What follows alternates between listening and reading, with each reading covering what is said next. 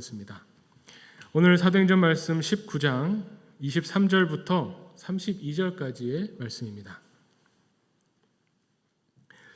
봉독합니다.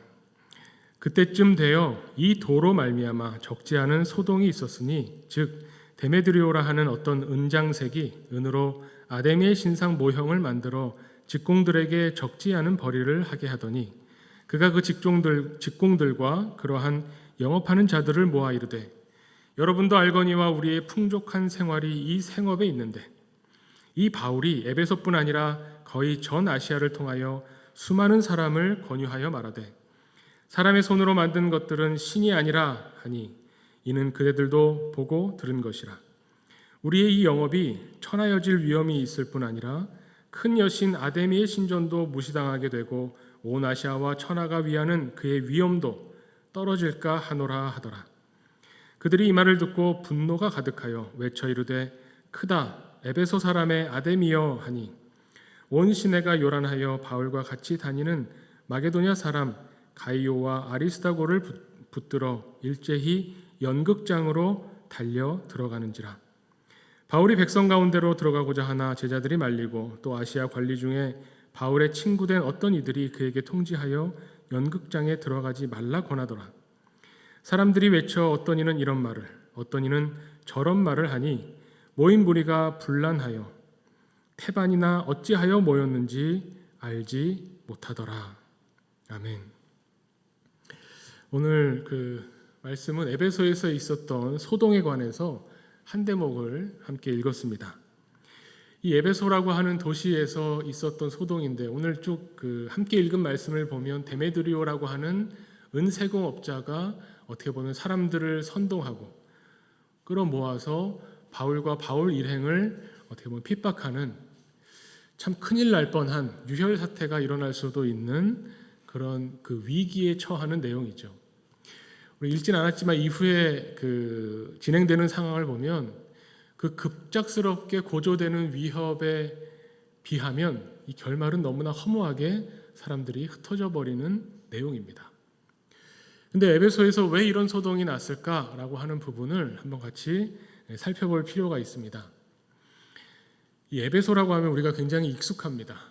사도행전에도 등장하고 또 바울이 그 서신을 쓴 것 중에 우리가 보통 옥중 서신이라고 부르는 로마에 갇혀 있을 때 이 에베소서를 쓰죠. 에베소에 있는 교회를 향해서 또 편지를 보냈습니다. 에베소서가 있어서 익숙하기도 하고 또 에베소가 어디에 등장하냐면 요한계시록에 나오죠. 아시아에 있는 7교회에 편지한다라고 하면서 편지를 쓸 때 에베소가 첫 번째 교회로 나옵니다.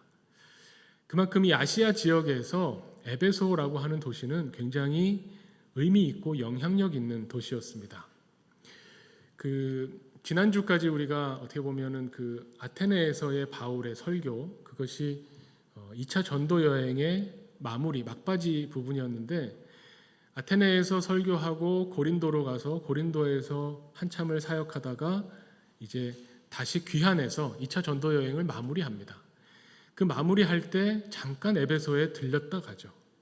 그래서 다시 오겠다 약속하고 2차 전도 여행을 마무리하는데 왜 그랬냐면 처음에 2차 전도 여행을 계획할 때 어떻게 보면 가장 큰 목표가 이 에베소였습니다. 2차 전도 여행 기억나실지 모르겠지만 2차 전도 여행을 시작할 때 바나바하고 좀 다투죠.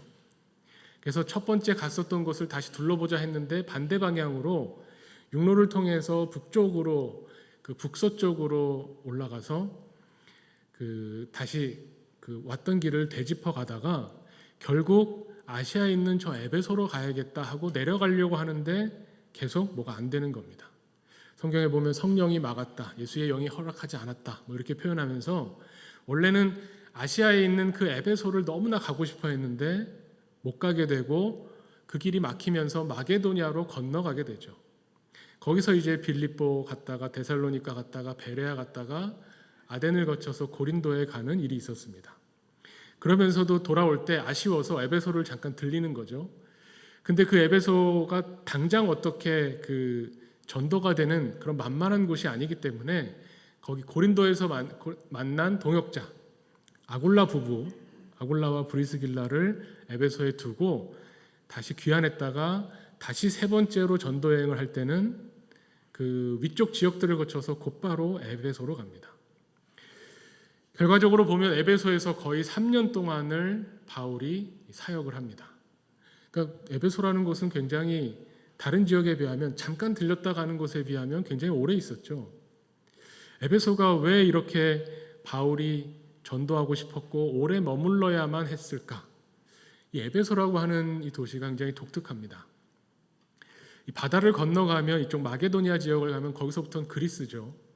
이쪽은 당시에 성경에는 아시아라고 표현되어 있는 대륙, 우리는 지금은 우리 소아시아라고 부르는 터키 지역에 에베소가 있는데, 그렇게 보면 이 마게도니아의 알렉산더 대왕이 이 그리스 문화를 어떻게 보면 가지고 이쪽 아시아 쪽을 점령하죠. 제국을 세웁니다.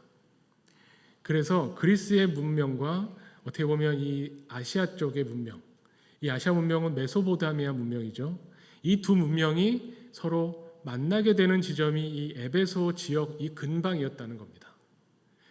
그래서 거기서 탄생한 게 이 헬레니즘이죠. 물론 뭐 그리스 문화를 헬레니즘 문화라고 하지만 헬레니즘 문화가 이 메소포타미아 문명, 이 아시아의 문명과 굉장히 영향을 많이 주고받으면서 헬레니즘이 나오게 됩니다. 그래서 에베소는 어떻게 보면 완전히 그리스도 아니고 완전히 이 아시아 쪽 메소포타미아도 아니고 이게 종교가 서로 융합하는, 나쁘게 보면 혼합주의인데 좋게 말하면 어떻게 보면 종교의 용광로 같은, 여기 안에 들어오면 종교가 막 이렇게 녹아내리면서 뭔가 새로운 어떤 것들이 자꾸 나오게 되는 그런 지역이었다는 겁니다. 오늘 그 이야기에 나오는 데메드리오가 은세공업자로 이 아데미 여신 상을 만드는 사람인데 조그맣게 만들어서 막 파는 거죠. 이 아데미 여신의 신전이 에베소에 있었습니다. 근데 이 에베소의 아데미 신전이 얼마나 큰지 지금도 보면 고대 불가사의 뭐 몇 개 막 꼽잖아요, 사람들이. 그 중에 하나가 될 만큼 지금 가보면 물론 이제 그 터만 남아 있는데 기둥 밑에 부분 몇 개만 남아 있는데 규모가 엄청납니다. 아테네에 있는 파르테논 신전에 비하면 4배나 컸다고 합니다. 우리가 보통 그리스의 신전 생각하면 큰 기둥들이 막 서 있죠. 그런 기둥이 100개나 되는 어마어마하게 규모가 큰 아데미 신전이 에베소에 있었습니다. 여기에 일하는 여자 사제들만 해도 3,000명이 넘었다고 하고, 거기에 관련돼서 이 신전에 와서 이 제사하고 제물을 바치는 사람들을 돕는 노예들은 수를 셀 수가 없을 정도로 많았다고 하죠. 어떻게 보면 이 에베소라고 하는 도시 한 20만이 넘는 인구가 있었다고 하는데, 이 도시가 어떻게 보면 이 당시 아시아 지역에서 가장 큰 아데미 신전을 가지고 있으면서 이 신전에 관련된 업종에 먹고 사는 사람들이 굉장히 많았다는 걸 알 수 있죠. 오늘 말씀에도 보면 이 데메드리오가 그 부분을 찌릅니다. 우리가 그동안 풍족하게 살았던 것이 다 이 아데미 신전과 연관되어서 우리가 사업을 벌리면서 풍족하게 살았는데, 이 바울이라고 하는 사람이 와서 이상한 도를 전하면서 우리 생활이 쪼들리게 되지 않았냐, 이렇게 아픈 부분을 찌르는 겁니다. 그랬더니 요즘에 경제가 안 좋았지. 저는 최근에도 우리 뉴스를 보면서 생각하지만 도대체 뉴스에서 이제 경제가 좋아졌습니다라는 말을 하는 걸 들어본 기억이 없어요. 제가 어렸을 때부터도 늘 경제는 안 좋았던 것 같아요. 경제가 안 좋다, 어렵다, 어려울 때만 뉴스가 나오는 것 같죠. 이 사람들도 뭐 지금이나 그때나 늘 내가 궁핍하고 쪼들린다 생각하면 화가 나죠. 이 분노를 이 데메드리오가 건드려서 결국 바울을 향해서 쏟아붓게 되는 그런 일이 있었다는 겁니다. 이 그 아데미 신전이 그냥 우리가 생각하는 그리스 로마에 나오는 그 아르테미스 여신 이 정도가 아닙니다.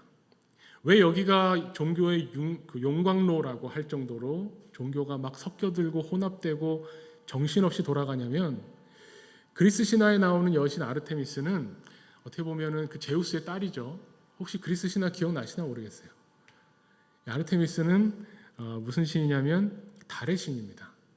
제우스에게서 태어났는데 쌍둥이가 있죠. 그 남자 형제는 아폴로, 태양의 신이고, 이 여자 형제는 아르테미스, 그래서 달의 여신입니다. 그러면서 그리스에서는 처녀성을 상징합니다. 이 달의 여신이 워낙 차갑고 처녀성을 상징하면서 사냥의 여신이 되어서 활을 쏘는 여신이에요.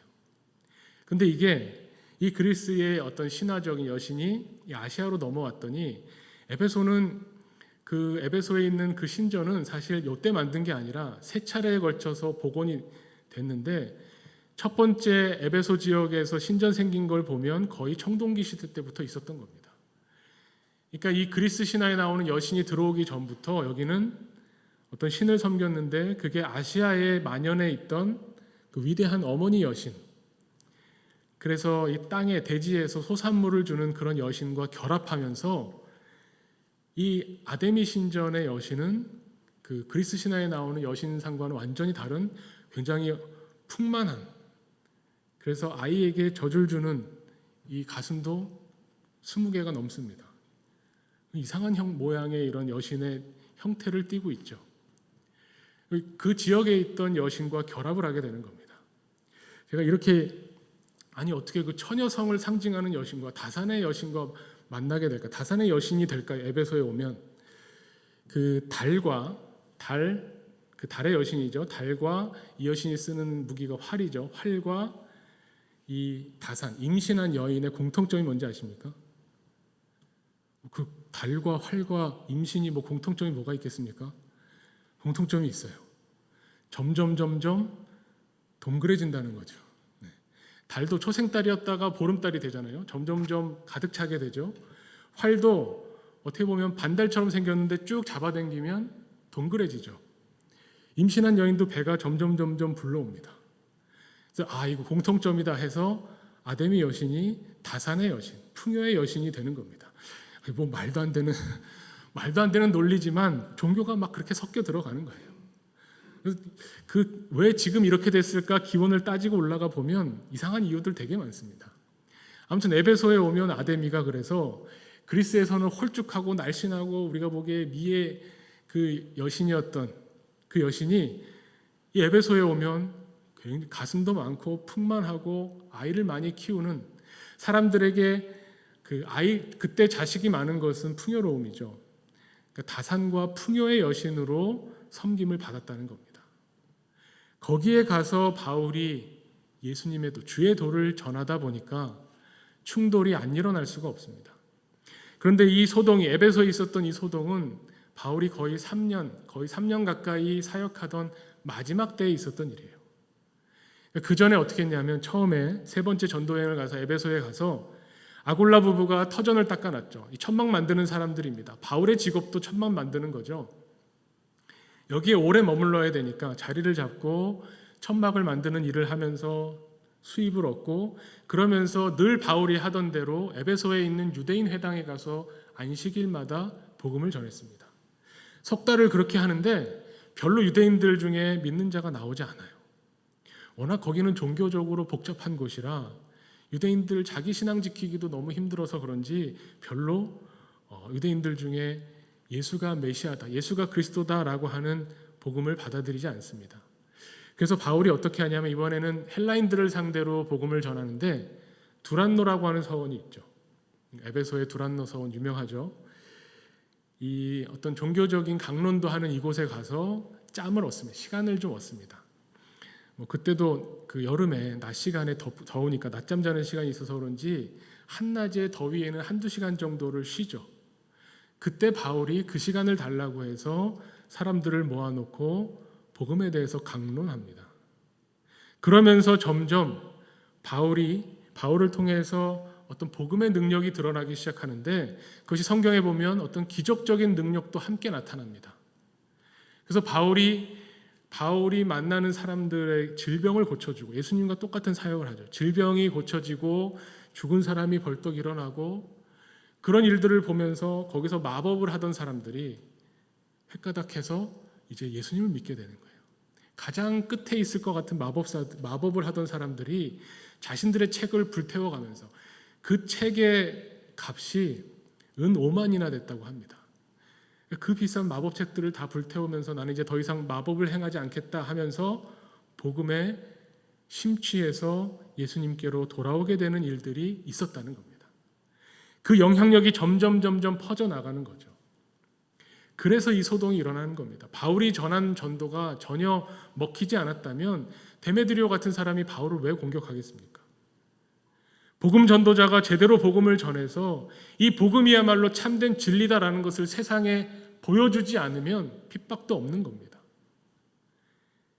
2년 넘게 여기서 지내면서 이런 능력이 나타나고 복음을 통해서 생명을 얻는 사람들이 많아지다 보니까, 그러니까 이 아데미 여신상을 만들어 팔던 사람들이 생계의 위협을 느끼기 시작했다는 거죠.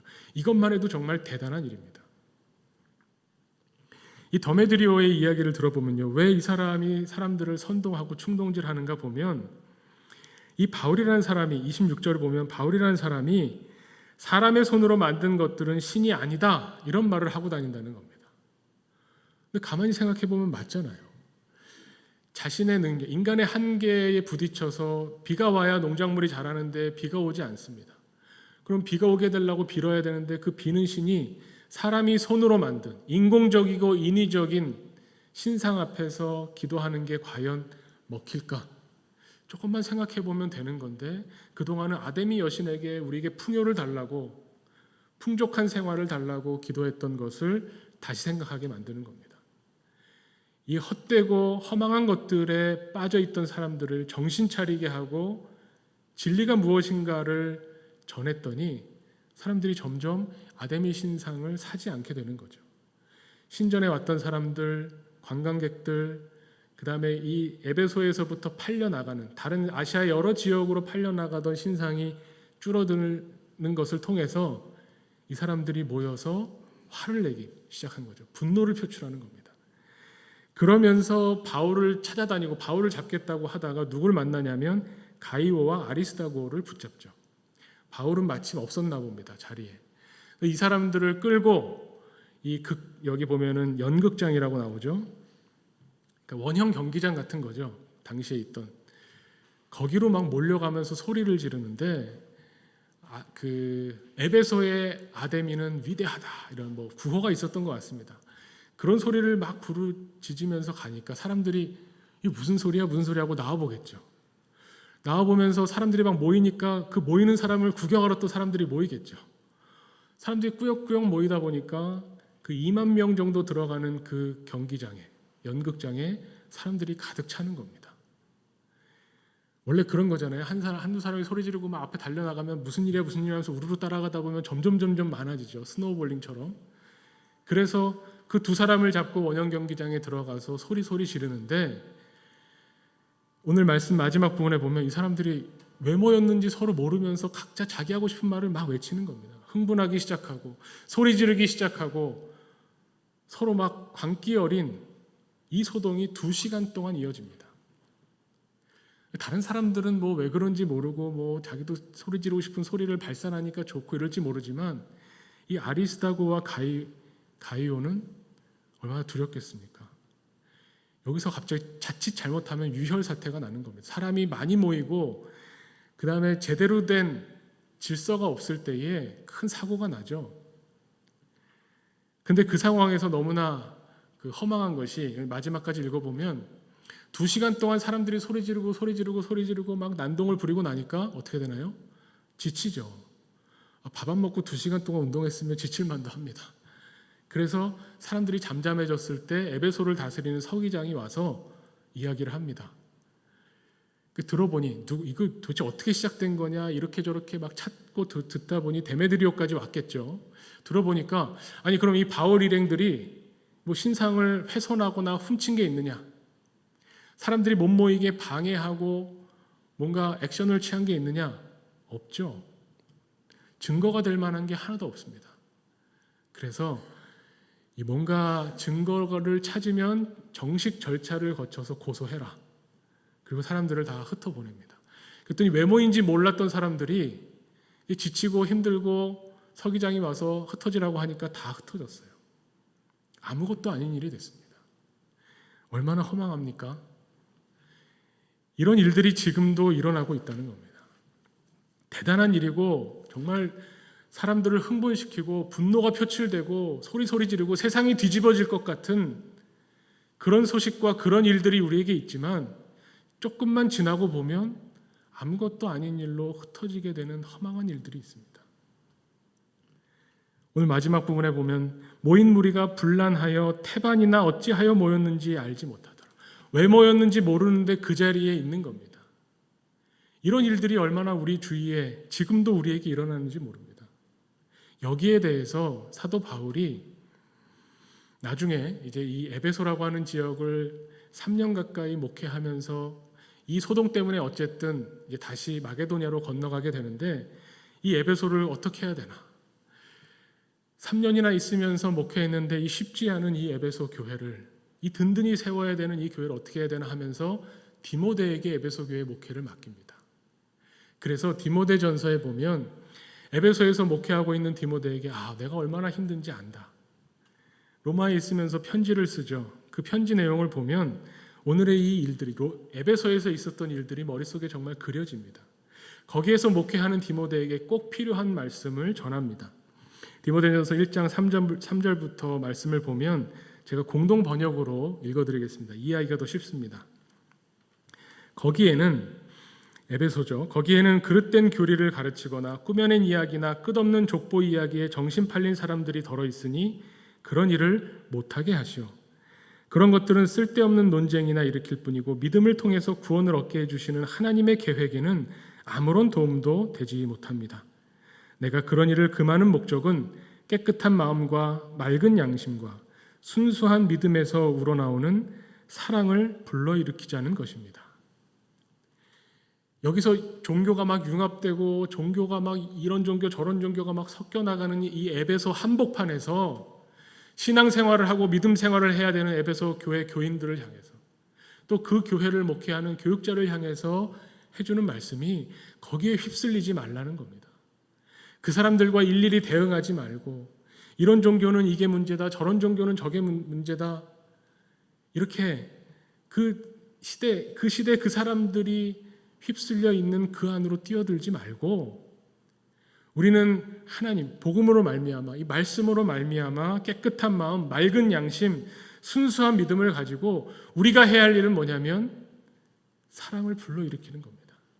우리 마음 가운데서 예수 그리스도의 사랑을 불러일으키고 그 사랑이 우리 이웃들에게 전달되어서 그들에게도 이 허망하고 허탄한 것을 쫓지 않고 주님의 사랑을 불러일으키게 하는 것, 그것이 교회가 에베소에 존재하는 이유고 목적이라는 겁니다. 오늘 이 에베소에서 있었던 사건을 보면 이 사람들 목표가 없습니다. 목적이 없습니다. 왜 모였는지 모르는 사람들이 2만 명이나 모여 있습니다. 엄청난 세력이고 이 두 사람의 복음 전도자들을 생명을 위협할 것 같은 대단한 힘처럼 보이지만 한순간에 쓰러지고 흩어지면 아무것도 아닌 것이 이런 모임입니다. 거기에 비하면 이 두 사람은 어떻습니까? 가이오와 아리스다고는 어떻습니까? 목적이 분명합니다. 왜 자신들이 거기에 잡혀와서 거기에 있는지, 사람들이 이런 소리 저런 소리 알 수 없는 소리를 막 질러대는데 우리가 왜 여기 와 있는지 아는 두 사람이었다는 겁니다. 두 사람이 모이면 교회죠. 교회는 왜 거기 있는가? 이 복음을 통해서 세상에 사랑을 불러일으키기 위해서, 이 세상을 사랑하셔서 자기 독생자를 보내신 하나님이 어떤 분이신가를 보여주기 위해서 그 자리에 있었던 겁니다. 목적과 목표가 분명했던 두 사람과 왜 모였는지 알지 못하는 수많은 이 군중들은 완전히 차이가 나는 겁니다. 상대가 되지 않습니다. 이 바울이 나중에 로마에 가서 에베소 교회를 향해서 편지를 쓰죠. 에베소서에도 그래서 에베소에 관한 이야기가 나옵니다. 에베소서 4장 17절에 보면 이 왜 모였는지 모인 사람들의 무지에 대해서 이야기를 합니다. 4장 17절에 이렇게 말씀합니다. 이제부터 너희는 이방인이 그 마음에 허망한 것으로 행함같이 행하지 말라. 그들의 총명이 어두워지고 그들 가운데 있는 무지함과 그들의 마음이 굳어짐으로 말미암아 하나님의 생명에서 떠나 있도다. 에베소 사람들은 하나님을 모르기 때문에 무지한 겁니다. 세상에 지식이 없고 지혜가 없어서 무지한 것이 아니라 하나님에 대해서 모르기 때문에, 마음이 굳어져서 하나님으로부터 멀기 때문에 하나님 주시는 이 생명을 모르는 거죠. 이 사람들이 하는 행동, 이 아뎀이라고 하는 여신을 놓고 우리에게 풍요를 주십시오, 자식을 주십시오, 다산과 풍요와 이런 것들을 갈구했던 그 사람들이 하는 일이 허망한 것이라는 겁니다.